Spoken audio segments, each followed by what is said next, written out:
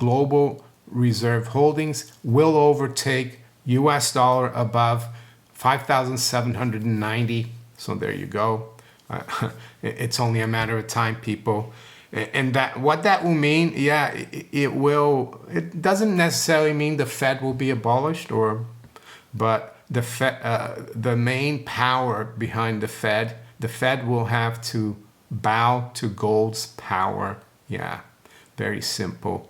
And it's a market-driven power, really, because you can't really manipulate gold. You can't print it out of thin air like they do now with their IOU nothings.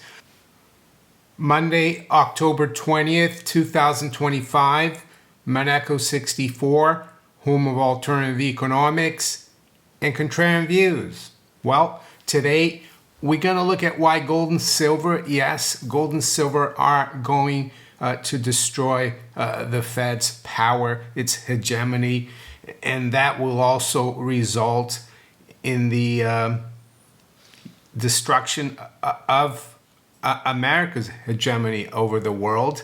It doesn't mean to say that America won't continue to be a powerful nation, but I think the Fed will not be able to run things internationally. And yes, it's going to be a brave new world, if you want to call it. And I think it's going to be a good thing, not just for the rest of the world, but also for Americans. And that's what I'm going to touch upon today. Before I do, I'd just like to thank all of you again for your interest in the channel. I couldn't think 10 years ago or imagine that we'd be at 150,000 subscribers. So I'm really grateful to all of you. And for those of you who enjoy my content and haven't subscribed, make sure you do. Make sure you also hit the like button if you enjoy my videos, and share as well with friends, family members, and colleagues at work as well. So thanks again. So back to this topic of gold, silver, and the Fed. And the reason I'm talking about this is every Tom, Dick, and Harry out there who never followed gold, who considered it a pet rock, who thought it was gone, that it was pointless to hold, they're all coming out of the woodwork, all the Bitcoin or crypto people, and I'm going to get stick for that because supposedly Bitcoin is not crypto. But anyway, they're all coming out now and saying that gold is gonna collapse, silver is gonna collapse, it's gonna correct, it's a bubble.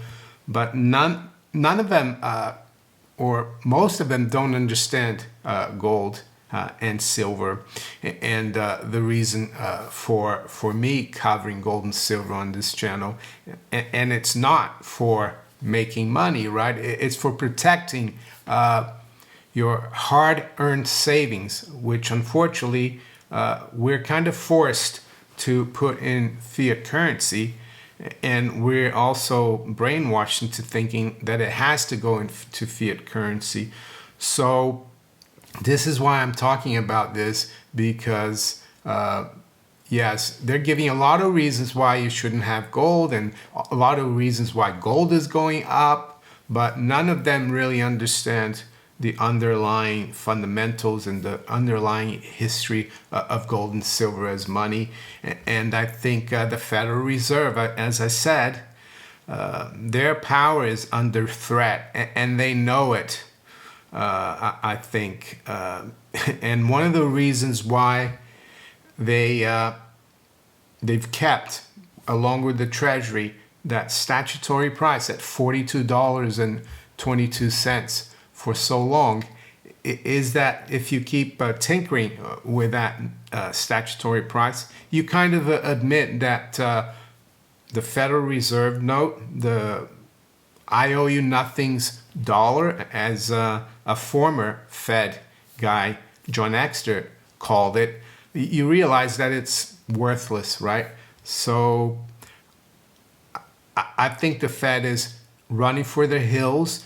They even wrote that about gold revaluation back in August. There's an article there on the Federal Reserve Board's website. I'm going to put a link to it below in the description, and you can read it. But I think it's too late. Why do I think it's too late? Why do I think the Fed, and will it be abolished? I don't know. They could still keep the Fed as a clearinghouse for the banking sector. Why do I think it's too late? Well, I think we need to go back to Alan Greenspan and especially Ben Bernanke. They took the wrong turn. And what do I mean by that? Well, I think Greenspan thought he could keep the dollar, the fiat dollar, kind of stable as in a gold standard, and I think that's why he kept a close eye on the gold price. And he thought as long as the gold price is stable, we're kind of like in a gold standard. But you can't really be on a gold standard if you're not. If the man or woman in the street can't redeem their Federal Reserve note for real money, you're not in a gold standard. Or if a nation can't do it as well, at a fixed price, of course, at a fixed price or a fixed weight, because we can still redeem Federal Reserve notes now for gold. That's called buying, right? And I think it's really important that if you have excess fiat currency, that you should convert to gold and silver. That's the way I see it. But anyway, yeah, Greenspan thought he could do that. So he kind of abused the system. He instituted the so-called Greenspan put. Every time the financial markets had a hissy fit or there was a major crisis, he started with the 87 crash. He injected the market with liquidity, and that worked really well.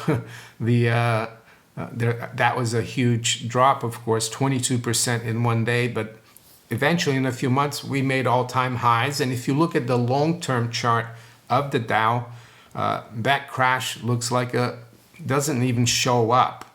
So he started that off, of course, and it's still around, because I bet you if things get a bit shaky out there in the financial sector, the Fed is going to react again. What about Bernanke? Well, Bernanke is just as much to blame. Bernanke, with his '02 speech, helicopter speech in November of '02, basically said, we're going to print as much as we need to counter deflation, right? And it was then, and I've said this quite a few times here, that I decided that I needed to try to stack gold and silver as much as possible, because we'd end up where we are right now. And I think the Fed as well is where it is because of that. It's their own fault. They decided to go from under $1 trillion on their balance sheet to almost 10 trillion. And I think the next crisis, and I think that's not far away. What they did in '08, what they did during COVID in terms of QE is going to look minuscule. But that's the only weapon they have. But I think it's a last-ditch effort, and it will destroy. How will it destroy the power of the Fed, though? Even though the Fed could still be around, well, it's going to bring back gold and silver as the major monetary reserves for the whole world. And I think BRICS, China, Russia, and other countries, they're just like us. They just want sovereignty. They might be authoritarian, but they want sovereignty, and they realize that they need to get away from this Federal Reserve system. And it's one of the reasons this is happening, why gold is going through the roof. And even a former JP Morgan bullion banker noted that. And I've got a post here from Ben Rickert, who I follow. That's nom de plume, of course. It's not his real name. He said this, and this was from today, actually.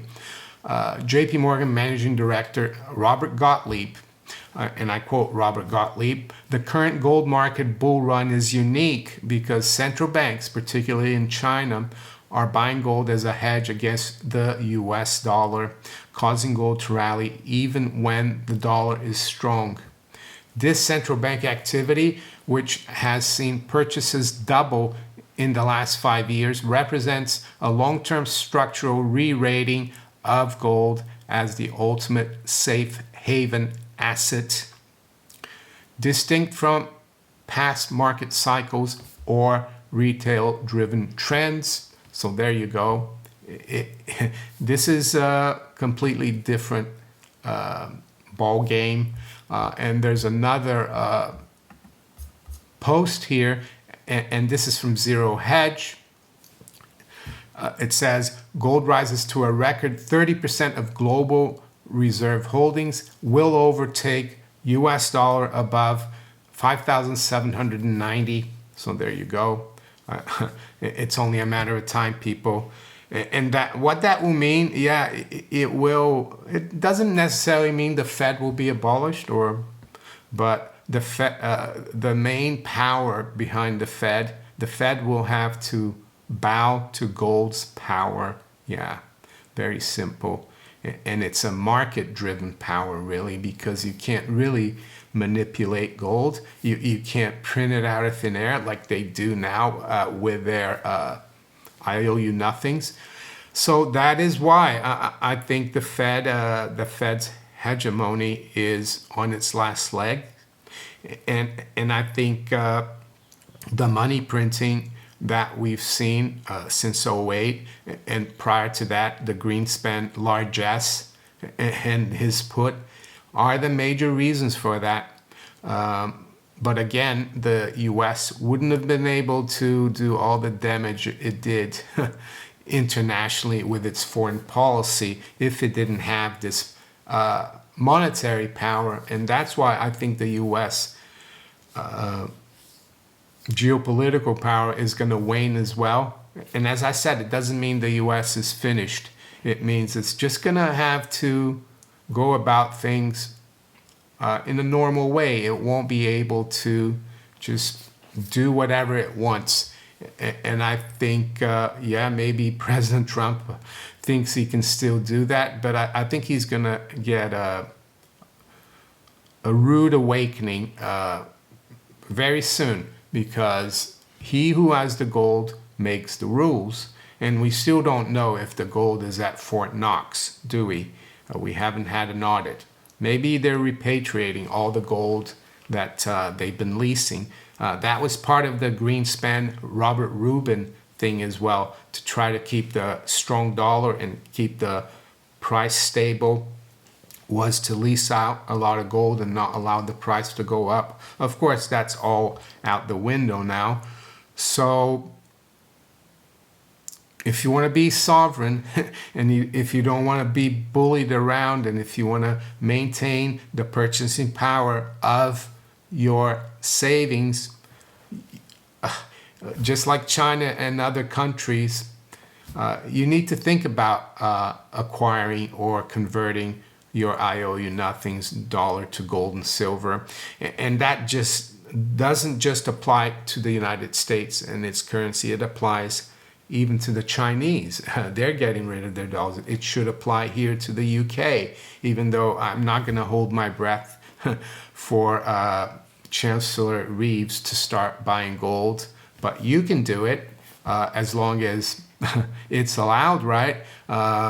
We got to be really aware that they could put limits on it. So do it while you still can.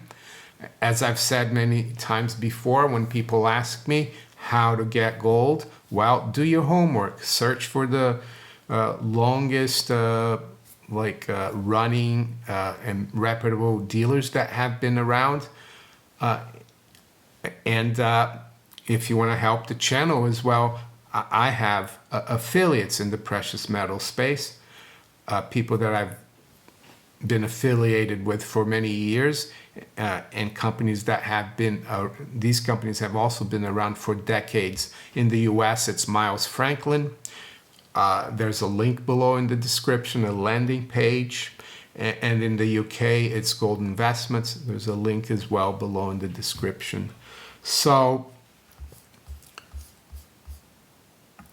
yeah, I spoke with Rafi Faber yesterday. That was a really nice live stream. And we spoke about gold, silver. And I said Friday that gold was almost at like 43.50. And I said, I'm losing track. You know, it's going up so quickly. Started last week just above 4,000. So I'm not surprised we got a correction. It's going to continue, these corrections. It's going to be a little bit scary. But that's why, as I said Saturday in my video, that's why it's a bull market. You need to hold on to the bull. So anyway, this morning, it's 8:20 a.m. London time. We've got spot gold at 42.57. It's up about $5.